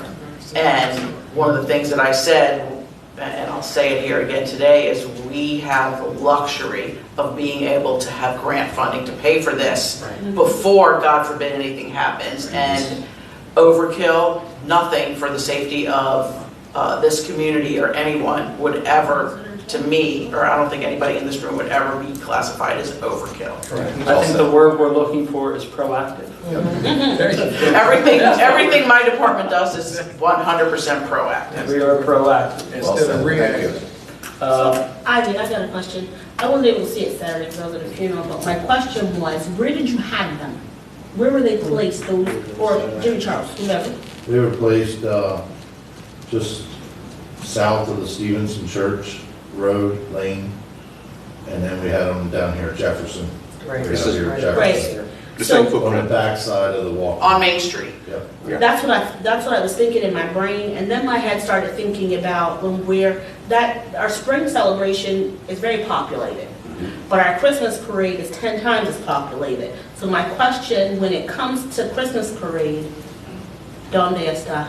Where are we gonna put it? So the thing is that, and what's important to note is that we don't have enough to block every Oh, intersection, no, I get every that. I was possible just place. curious These if will there was be- a plan or well, thought for that. yes, You would put it these at would be gateways. these would be used in conjunction with vehicle placement and signage so that folks know that there's an event ahead. It's not foolproof, but it is part of a plan to keep folks that come and visit Berlin and attend our events as safe as we can possibly be. For sure. 90% of our parade is by vehicles. Right. That most of the police are in blocking intersections, so that probably won't be used as much with the parade because we have vehicles in them areas that are protecting That's what that I was wondering. cross. And each location that he's mentioning, there were 3 at each one. So That's 3 fill Main Street, the width of Main Street. Cover. That's- And we have 6, we have 12, right? 12. Yeah. That's really nice to hear. All right, any other questions regarding departmental reports? If not, we're going to move on to water resources. You have a item A there, if you don't mind. Yes, part of the treatment process, it was a motive pump for SBR number 2, which is a sequence batch reactor. I told Mary we had to have an emergency repair done to it. It had a vibrate, the bearings went out, so it was vibrating so bad, it was actually opening valves up, and they weren't supposed to be opening up because they're electronic. So we ordered a kit, and when they got the kits in, we had them come in that Monday morning, and we removed the pump, and they had it back that Friday, back in service. I know it's a fairly pricey tag, but a new pump and the same was about $55,000. So rebuilding it can save us about $30,000, $35,000. So we had to have it emergency done. Because it was an emergency repair, it has already been done, but we need to Where's that, notify you. where will it come from? Well, we're going to use the septic collar funds because we only budgeted for a certain amount and we've exceeded that already, so we were just going to use it out. It's going to go to equipment maintenance, but Natalie will take care of transferring the money to. So do you need an approval then, I guess, technically, or is it already done? It's just an FYI? It's already been done, it's really just an FYI. This is not a piece of equipment that you can go without for. Exactly. No, I mean, Exactly. that's why we were hoping, they ordered them, the parts, and that's why when we pulled it Monday, they said they probably have it back by Friday or the following Monday, but, that is one of a piece of part of the plant. So we were operating stuff manually, which we're not here 24 hours a day, so we were trying to figure out ways to make it work, so we didn't have to be here 24/7. Any questions for Jamie? All right. I do have one additional, Mary wanted me to mention that today we received the resolution for LEOPS, that is a required resolution to join, that the state actually puts that resolution together, we just adopt it. So they provided that to me today, so that will come to you all for approval on April 24th. That's the next council meeting, I believe. So I just wanted to mention that because I know a couple of you have asked kind of where we stand. I was really hoping to get it on this agenda, it just didn't come in time. So yeah, we'll move forward with that on April 24th. And then the other two things we already covered was liability insurance was budgeted at 5%. We're looking at 15 now. And healthcare was budgeted at 10, and we're looking at 5.5. So Thank you for that. Any additional points that need to be added? All right, let's move on to. I have one, I'm sorry. What's that? Oh, I have one. I thought I saw your hand. Yeah. So I was- Sorry, our fully automated trash truck on Thursday, the diesel exhaust fluid sending unit went bad. Bob worked on Friday, the holiday, but he went and got a new one. We installed it on Friday, and now there's code issues. And Bob and I reran the truck to the Peterbilt store today, and they're gonna be updating the codes. It's something that it's a national thing.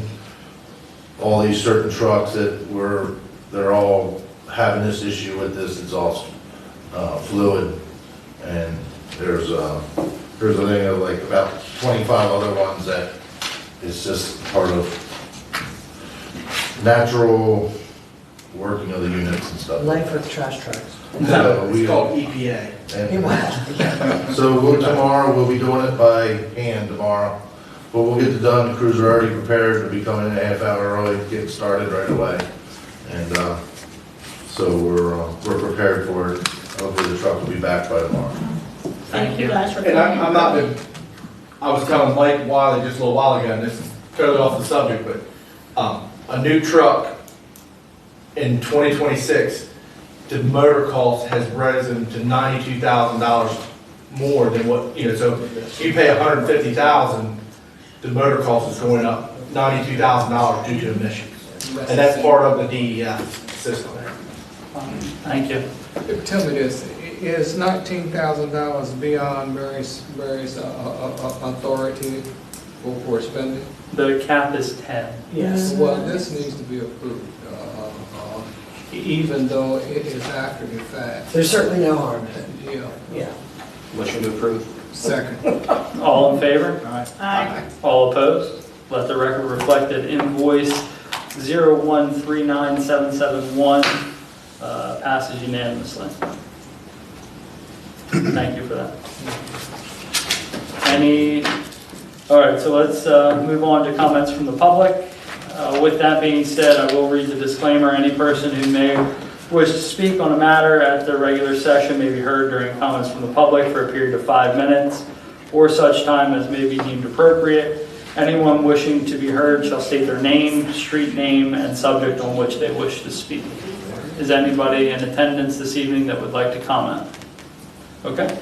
Up next are comments from the council. We'll start with Vice President Burrell. Thank you. Councilmember Mayor? Yeah, I'd like to revisit the state project, the T junction at the end of Main Street. Maryland T? Yeah, have you, since we last discussed it or showed the plans, have you reviewed that with the state or offered any comments? Well, so just so that we're all on the same page, the Maryland T project is something that was a preliminary discussion with the state. Right. That would go at the intersection of Maryland 818 or North Main Street and Route 50. The mayor and council did send a letter of support to the state. It's at a staff level review at this point. Everybody has seen that letter and approved that letter. That's been the extent of the discussion. They have asked that we not really make that widely public, but here we are. And that was also shared with the council. Okay, so would you like me to, I received a call from a property owner regarding that? I would say that if you feel that we can tackle that together offline, that may be the best and appropriate way to do that. Just want to make sure. It's okay, I'm just trying to color within the lines here. So, anything else? No, that's it. Okay. Councilmember Nichols? No, because I don't color well inside my mind, so I'm going to be quiet. Okay. Councilmember Orris? Yeah, just a few things. Natalie, I actually have a question or two, and I didn't want to misspeak, so I'm going to reach out to the Finance Pro. When we look at the general fund revenues on the budget sheet, so we have real property, which is exactly what it is, but the business tax that the town receives, is that under the revenue from that? Is that under corporation tax from the businesses or state income tax? I'm sorry, clarify, business tax? So when the business pays their taxes, where does that revenue come in, and our... You're referring to personal property tax, corporate personal property tax? Is that what you're referring to? Maybe you ask I'm a asking the business. specific item That's what on the I'm asking. budget? Yeah, where does it, Oh. which one is it? Didn't want to say the wrong thing. It's third line from the top, called corporation tax. Okay. So that is, businesses in town pay their taxes, this is what we give back. Any corporation in the state of Maryland required to file annual personal property tax return alongside with the income tax return. Okay. On the personal property tax return, within the town limits, you have to report all of your equipment, furniture, fixtures, and inventory at the end of the calendar year, December 31st. It's on the discretion of each business owner to report that correctly. No? Oh, okay. All right, I didn't want to misspeak, and I'm glad that I deferred to you. Thank you. And you pay that money to the state. Right. That's Bill. Wow. Just happened to happen. Just happened to be here. We did not collaborate. Pondering. Just happened Deep to happen. reflection. Thinking about revenue. And the other thing, just real quick, I want to go back, thank you, Nell. I want to go back to, like I said, real quickly, the Open Meetings Act situations of recent. And basically what I just want to say real quickly is it's kind of coming clearer to me that the manual itself is sort of a living document, because as the compliance board gets opinions, it seems they update it. And for example, the last update was October of last year, which is fairly recent. So I think that in an effort to kind of keep on top of that the best we can, that I think that when we file for candidacy for office, we get a copy of the manual in our packet. But since it seems to be updated fairly regularly, I would just throw out as a suggestion that we have a copy of the manual with our financial disclosures every year. The copy of the Open Meetings Act? manual. Now, I know it's like 92 pages, so perhaps we can maybe summarize that somehow. But my point is that it's it's a living document, so it's changing. It's adding like opinions, it's adding citations, it's adding clarification, in my opinion, on some things. And I just think that if we have that handy, I mean, it's online, but when a situation comes up, like let's say that this isn't anything recent, but in the future, Mayor says we're going to have an executive session for, I don't remember them all, exception 4. We can have that, check it out. And I just thought with our financial disclosures, it's an easier way to get it distributed. Just a thought.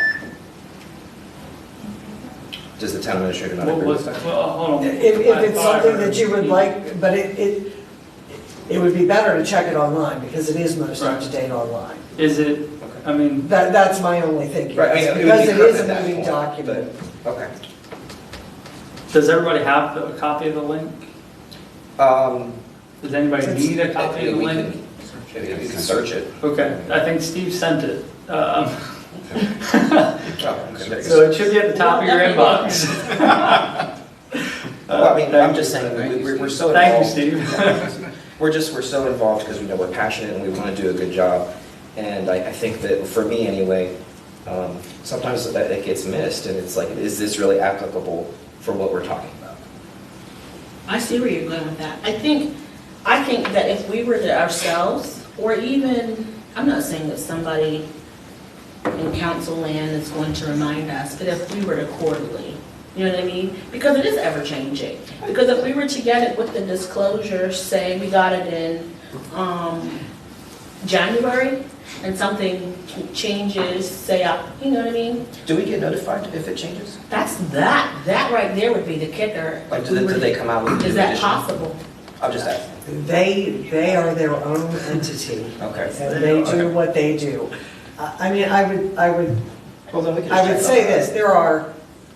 there are so many documents that could be provided to you to keep you abreast of all the latest information. It's a lot. Yeah. And And I'm then not saying- add the layer that some of that is open to interpretation. Exactly. Which is a whole nother.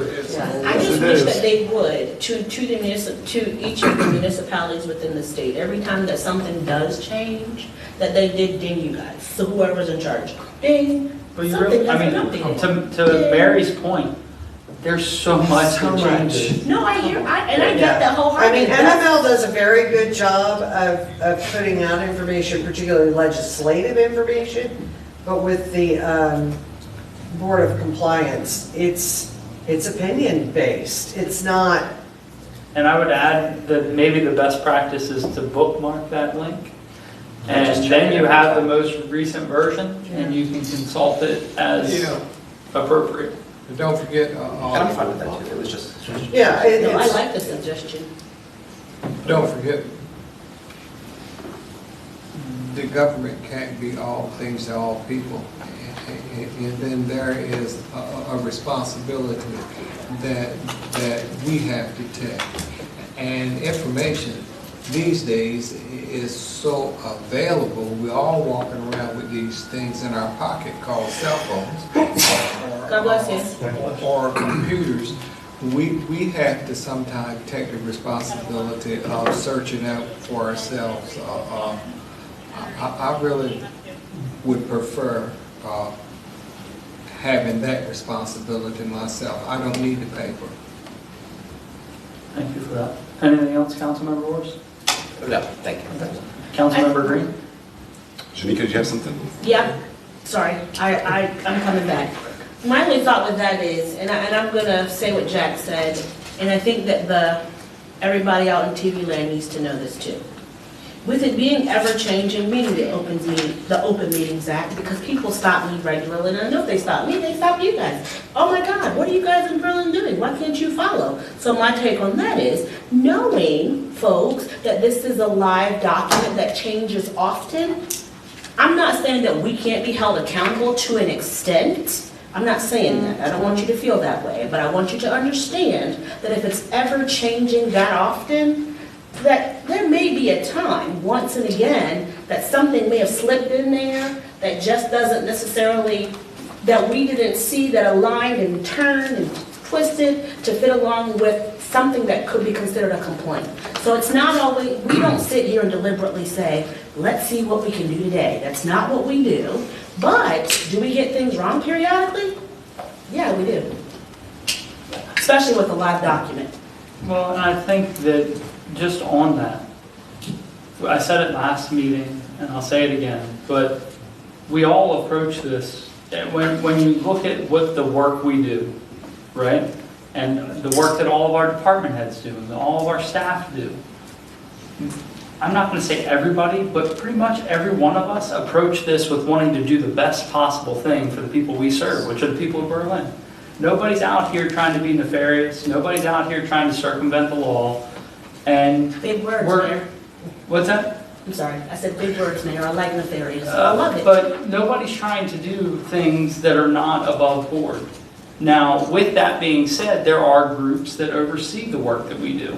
The Open Meetings Compliance Board is an advisory group. We greatly appreciate their advice, but sometimes they may advise that they see or interpret things differently than we see and interpret things. That is okay. There's a mechanism for that. But know that nobody up here is doing this in a way to try and circumvent the law or their opinions. But I think it is imperative that we listen to those folks that have concerns and try to search out the best opinion possible. Absolutely. Or the best interpretation. So I want us to be receptive to those concerns that come. Absolutely, which is why, just so everybody's aware historically, we didn't ask for objections before we went into closed session, like not too long ago. We got our first Open Meetings Compliance Board finding that said, hey, look, the process was broken in these ways. We implemented those findings because it made the process better, to the point where we do solicit that objection so that we aren't trying to get to a point where we're meeting when we aren't maybe within the rights to meet. But with that being said, there are 5 of you that have to vote to go into closed session. That's 5 different opinions on the Open Meetings Compliance Board's regulations. We also pay somebody who's our town attorney to look through that document as well, and he provides great advice to us to when we can meet, when we cannot meet. But is it perfect? No, none of us are. So I think approach it with the document, approach it with interpreting it from the mindset we're trying to do the best thing for the people we serve. And from there, I'm not going to say you're not going to get dinged, but at least when you get dinged, it's for the right reasons. So with that being said, Councilmember Green. Can I add one thing to this discussion? When I was on the County Planning Commission, I was required to take an online course for the Open Meeting Act.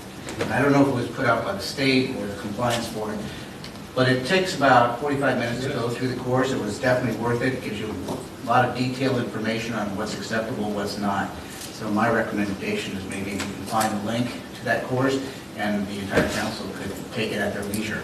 And they're also offered in person at MML. Right. I've taken it a couple times. We've taken it before. Yep, we've taken it before. That's how you get your name at the bottom of that little paper I have to read. But yes, I agree, and it's available. So, Councilmember Green. Actually, I wanted to touch on that because I think when I first came on the council, actually I think I got dinged by Attorney Gaskell in my first closed session because I wanted to talk about something that was not specifically listed as the reason for the closed session. So, I think I've been impressed with the level of transparency that we operate under. Quite honestly, as an outsider, I think I thought there was probably more, work done privately and behind closed doors. So, just to piggyback on that, I do think we did the right thing today. I think that you were said about everybody has the best intentions. I mean, specific issue today was the pay study that is finding some things that we need to address. And I think the majority of what we talked about was germane, or would have, we talked about 2 weeks ago was germane to closed session, but we want to err on the side of caution. But I've been impressed with the level of transparency that this government works under. And then just 2 other things. The spring celebration, I love our special events. I will always do. I try to attend every single one. My kids have outgrown that event, but I walked down, 6,000 Easter eggs. I think there were over 600 kids down there. It was awesome. So kudos to the Chamber of Commerce. I'm so glad the weather turned good enough for it to happen. Obviously town staff, I was downtown around 6:30. Everyone knew it was happening. So we say that every time. So, but it's not to be taken for granted. And then we touched upon this earlier because I'm concerned about the tax rate discussion. I feel like it needs to happen. But I understand what happened earlier today. But I like the idea of adding it as to an agenda item for the 17th. So let's have this conversation. I would ask, I've got a little plan. I think each of us maybe we come up with a plan to how to address the deficit. I think it needs to be multi-pronged, if I could say. I'm not for slashing everything. But I'm going to just be out front on that. But I do think, wrap up maybe a second agenda item after utilities conversation is very germane because I know what we did tonight with the public hearing notice, but I think our public should know what the intentions of this group is prior to the public hearing. If we want, well, I want to hear from the citizens, but I think that they should know what our intentions are. So I love the idea of a second agenda item on, what's it, next Monday. We've got quite a streak of Mondays going, but, so that's all. I just like the idea of adding that agenda. Thank you. Thank you. Mayor, is it possible to make that agenda before the utility budget meeting? Yeah, Like half an hour? well, we're working through the agenda currently for the work session. So we'll have to figure out the best placement of it, but it does need to be added to the next agenda. So I'm just thinking the utility budget itself is pretty. it's hefty. We have all the funds combined together. Discussing the tax rate after the utility session, I think is just not. Yeah, let's look at that together, because we do have to look at the agenda as a whole. But it is going to be a long night. Pack dinner, pack a snack if you need it, pack sugar. Well, I mean, it's 4 o'clock these days. Pretty close. But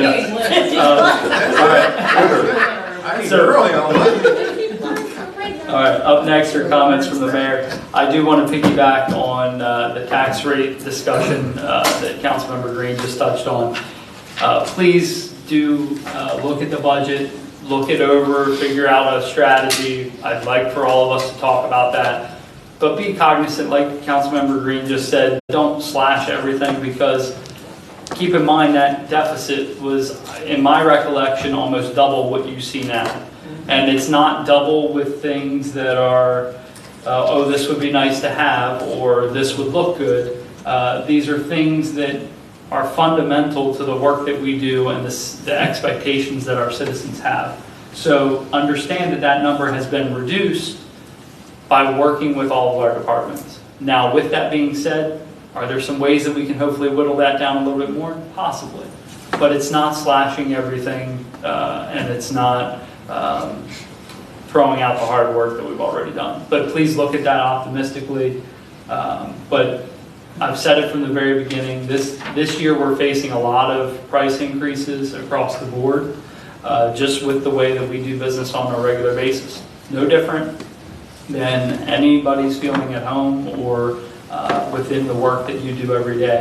So with that being said, I've said from the beginning that we are going to pull every lever in FY24. We are probably going to pull every lever. We are looking at everything. We're trying to figure out the best way to share the burden. And this year is going to be a tricky year for us. But to the point, I don't like just putting a number in there to put a number in. I want us to make sure that we're transparent on where that tax rate's going, how we're getting there, and what that number looks like for our next council meeting. So that's, like Don said in the beginning, I'm beginning to hear myself talking echo. Would it be possible to get a list of the changes you've made recently? So the best way to do that, I don't have a compilation of those. I just don't have a compilation of those. I will say that everybody has in their inbox the original request, right, and everybody has the most recent copy of the budget. Right. If there are any updates, we can send that out as soon as possible. But what I would suggest is looking at those two side by side. And that's probably the best way to get a good sense of where we're at.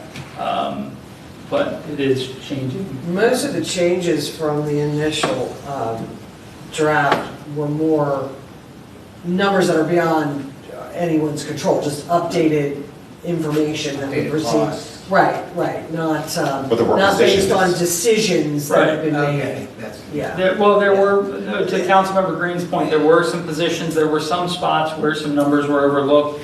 They weren't carried forward. So those have been changed, not because we added those, it's just because as we worked through it, I think you were in the meeting, when we found some things that needed to be carried forward that weren't. So those things have been adjusted, but I don't have like a Not highlighted version decisions of to what's. eliminate a project or add a different project, nothing like that. Yeah, but I would say if you want like a where we started and where we're at, most recent the first version you got versus the most recent version that everybody has in their inbox. All right. Any comments from the press? Press. Oh, yes. Ivy, can you, I know we posted today the community yard sale. You just want to touch on that quickly? Thank you. Sure. The mayor, the mayor had an idea last fall to have a Town of Berlin community yard sale, and he would like to also do one. Well, not he would like to, he made the recommendation, and it's a wonderful idea to have one also this spring for Saturday, May 20th, 7:30 a.m. for all people, residents who live in the town of Berlin.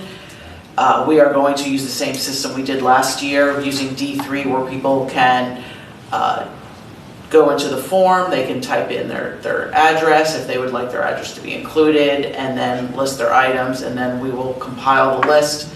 A few days before the yard sale, we go ahead and update the list and turn it into a list where everyone's address is on and what they're selling, instead of the fill out your items now. So that it's the same website link, but it just gets switched over a few days before. And it also I think it does it coincide with bulk pickup, I think? It's after, all pickups in April. Oh, right, okay. But it's still, you know, I know I'll be looking for stuff at the yard sale. Thank you for that. Thanks, Councilman. Any comments from the press? Okay, Vice President Barone. Second, Councilmember Nichols. All in favor? All opposed? Thank you. Thank you all.